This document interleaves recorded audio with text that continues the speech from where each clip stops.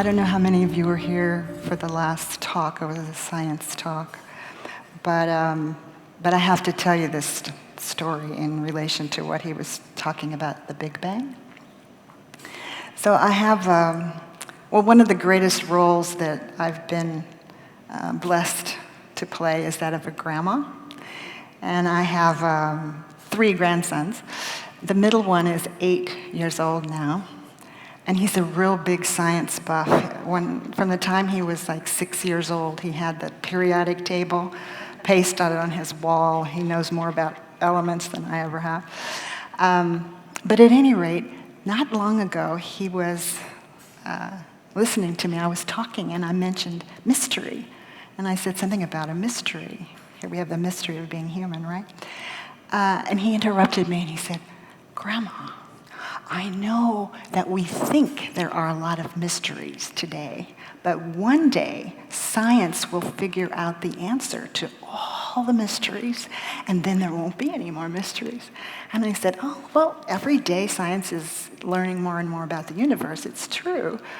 But I said, "They still don't know what came before the Big Bang, do they?" And he said, "Oh, yes, we know. We know what came before the Big Bang. I read it in a children's book." And I said, "Oh, pray tell, what came before the Big Bang?" And he said, "Light." And of course, as a so-called spiritual teacher, I love that answer.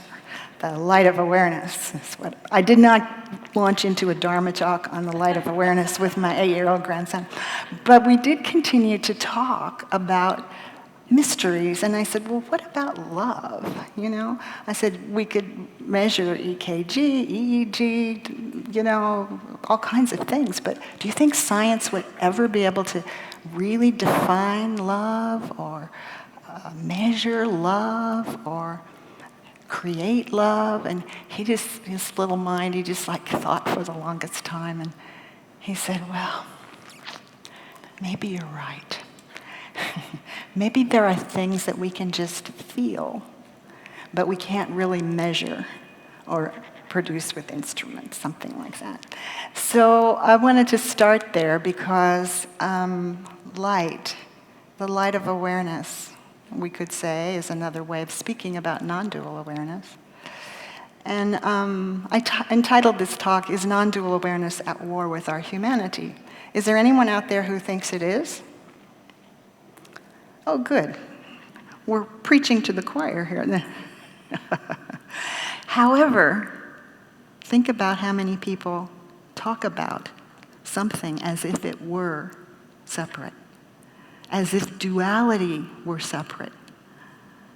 Non-duality doesn't hold any opposites. Duality is not a mistake.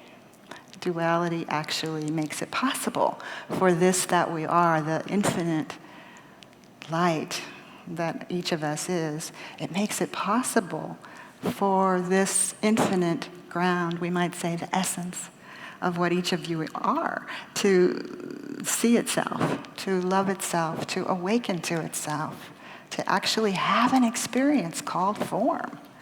This that's formless actually gets to feel, sense, know, experience itself. Itself. Not something separate, as these human bodies. A Chinese Zen student in the 9th century, when he was trying to describe his sudden understanding, he said, "Light shines through infinity." Light shines through infinity. And the point of really bringing our attention to the light that we are, the light of awareness, the sun of awareness, we might say, is because there's nothing that could be known about the universe, our bodies, our experience, whether you're liking or not liking a moment. Nothing could be known without awareness. It's so present, it's so simple, and it's so subtle that we often don't even realize it's the key to freedom. It's the key to our freedom because it's not judging, Well, actually, I think I'd rather let you see what it is or isn't. So I want to just invite you. These days, I call the mystery of what we are the heart of awareness, because it feels like it's not just this transcendent awareness, it's also love. You know, when it moves here, moves in our body-mind, it moves as love most directly. But I just want to offer a little experiential for you guys to enter consciously, we might say, to bring your attention consciously to the heart of awareness. So you might just close your eyes if you like. And even though nothing is excluded from this, that's not one, not two, if we want to enter consciously this light, this heart of awareness, we need to leave certain things behind. You know, we all carry a backpack just filled with stuff, so to speak, backpack. So we're going to leave a lot of things in that backpack at the door. We're going to leave our thoughts, our ideas, everything you've ever imagined that you were or that you weren't. We're going to leave those in the backpack at the door. We're going to leave our sense of past or future projects at the door. All the things we think should or shouldn't be, let's leave those in this backpack we're going to drop at the door. Because we can't enter consciously this deepest dimension of our own being except nakedly, except empty-handed. So to the extent that you can, just leave those things behind. They'll be around to pick up when you want them. But just enter into what Ramana Maharshi called the heart. You know, and in his early days of meditation himself, he would invite himself. He would say, enter with love the temple that is your own heart. Enter with love the temple that is your own heart.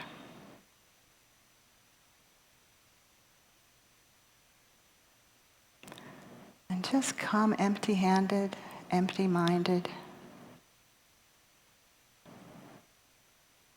And I want to just ask you a few questions about this aware space, this openness that is here now in this field of awareness. Does it have any color? Does it have a shape? Does it have any weight? Could you take out a camera and take a picture of it as some object other than what's actually always here? Does it have any judgments? Just this simple awareness. Is it holding on to anything or trying to push anything away? If the walls of this room were to come down, would it still be here?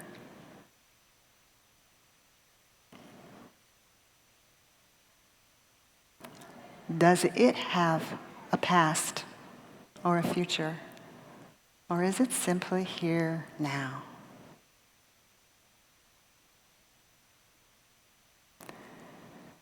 Does it have any religion? Does it have a gender? Does it have a race?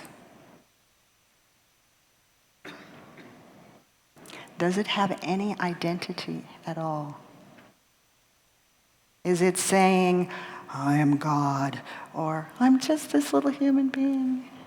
Is it holding on to any identification whatsoever? Or is it here simply illuminating what's here, moment to moment to moment?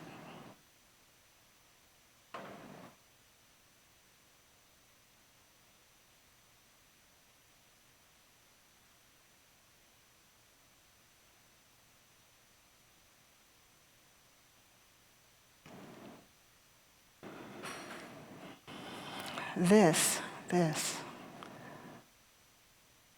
it's not really any name we give it.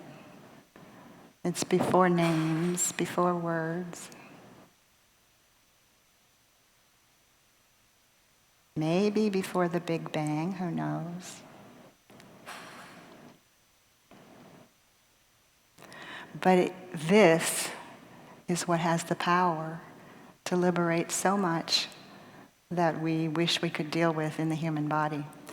So whenever you're ready, you could open your eyes and you could still have a sense of this space of awareness that we share, this heart that we share. There's a felt sense in the body. If it weren't for these bodies, these precious bodies, we wouldn't be able to have this experience called love or awakening or fear or jealousy or sadness or whatever's here. It's just moment to moment to moment. The physicist David Bohm once apparently described reality as, and I really love this, it was so succinct. He described it as unbroken wholeness in flowing movement. Unbroken wholeness in flowing movement. And just think of your day so far. Do you know? It's just moments have been flowing one into another, right? Whether we're having breakfast, listening to presentations, getting a drink of water, talking to friends, life is just continually flowing, and it flows through these human bodies. The divine is here having this human experience, and therefore all of it, not anything excluded, could be a portal back to our essential nature. And so if we're working, I just came from being on a panel it was about embodying this. What is it like to be in the body as this?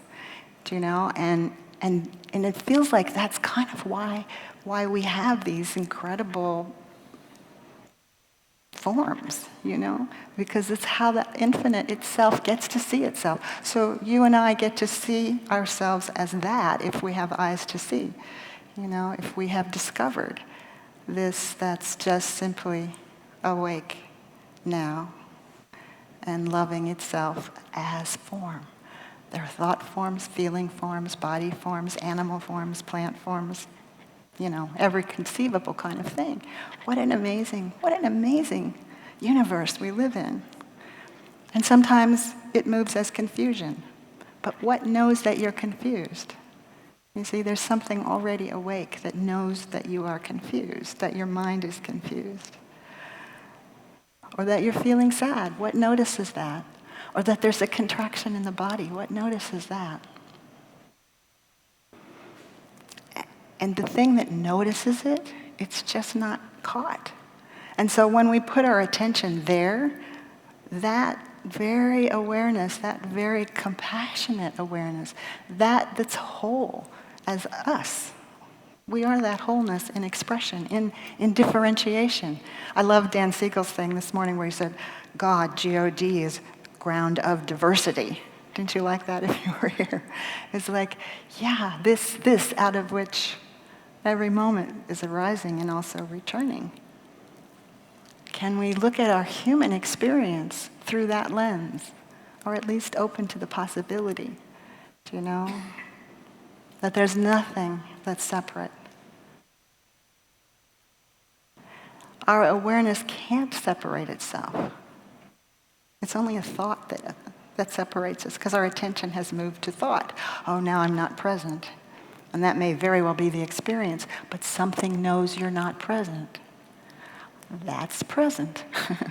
That's present to that moment, isn't it?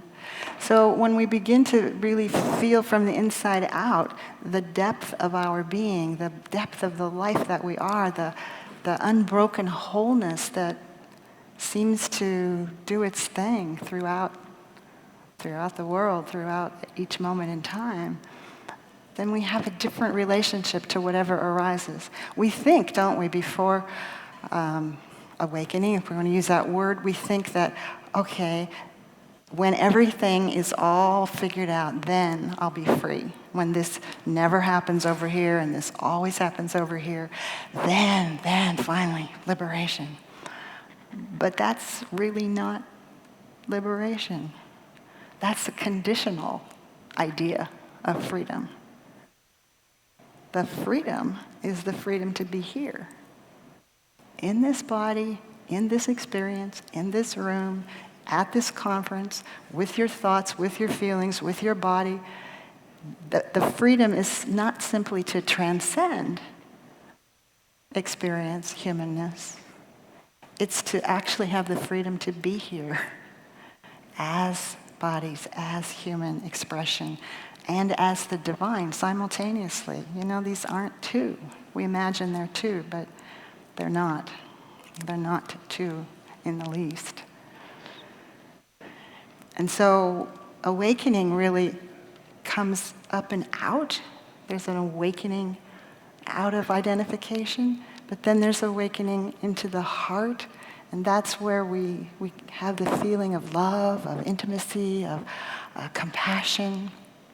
And then there's an awakening that was down deep to the ground that we can't describe. That's beyond thought. That's where people get frightened often to touch into that. It's only because it's unknown. But as Dan was talking from a scientific model this morning, he called it the plane of possibility. You know, we would call it in the so-called spiritual language, you know, the infinite potential for any moment to be what it is. And then it's as if, you know, to kind of anthropomorphize a bit, it's as if the infinite now, oh, now I can be this. Oh, now I can be that feeling. Oh, now I can see myself as this. Now I can express myself as that. And so we just open up the freedom to be here, to have the experience that's here. And if it's a challenging experience, to really invite this awareness that moves as consciousness in the body-mind, that we invite that right into what feels so challenging emotionally or physically or whatever. Not as some pickaxe that's trying to hammer itself in, but just a gentleness of seeing what is, without the judgment, without the it shouldn't be here. If it's here, it's here, right? You know? So the nonprofit that supports my teaching is called Moon Mountain Sangha. And there's a reason why that name resonates here. It's like the moon of enlightenment, which is a reflection of the sun, the light. The moon of enlightenment is present right here in this mountain of form. And sometimes we can feel, if we're deeply seated as the self, we can feel this mountain of silence even, you know, right here in this form. Where else are we going to feel it? You know, so this is a sacred vessel of wholeness, moment to moment to moment. And if we see it as that, you know, we have a different relationship to our experience. Zen Master Dogen talked about mountains walking. He said, you know, the mountains are walking, and they're walking forward and they're walking backward. So it's true in this mountain of form, this very fluid, you know, we walk backwards into the silence of our being, the silence of this mystery, the silence of the light, the love that we are. We walk back, and then that walks forward. And it's a continual flow, isn't it? There's something present, and then there's a person. So we can ask ourselves, am I a person with presence? Or is presence actually seeing the person?